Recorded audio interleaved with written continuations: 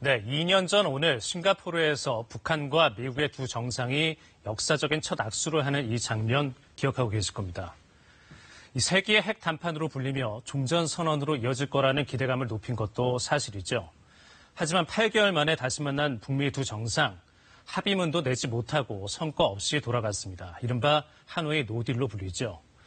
지난해 6월 남북미 정상의 판문점 깜짝 회동이 성사된 이후 넉 달 뒤 스웨덴에서 북미 실무 접촉이 열리면서 핵談판이 반전을 맞는 게 아니냐는 관측이 나오기도 했습니다. 결과적으로 성과 없는談판이었습니다.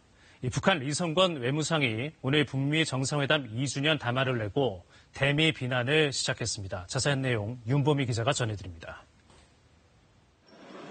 2018년 9월 평양에서 열린 남북 정상회담 당시 남측 인사들을 향해 냉면이 목구멍으로 넘어가느냐라는 말을 한 것으로 알려져 논란을 일으켰던 이선권. 싱가포르 정상회담 2주년을 맞은 오늘 외무상 자격으로 첫 담화를 냈습니다. 북미 관계 개선에 대한 희망은 절망으로 바뀌었다라며 성과를 평가절하했습니다. 하지만 북미 정상회담 이후 2년간 북한은 신뢰 구축을 위해 특단의 조치들을 취했고 특히 핵실험과 ICBM 발사도 중단했다고 자신들은 할 만큼 했다는 점을 강조했습니다.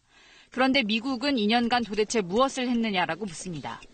여전히 미국의 핵 선제 공격 명단에 북한이 올라 있고 미국의 핵 전략 폭격기가 날아오고 한반도 주변에 항공모함까지 보내지 않았느냐며 구체적 사례까지 적시했습니다.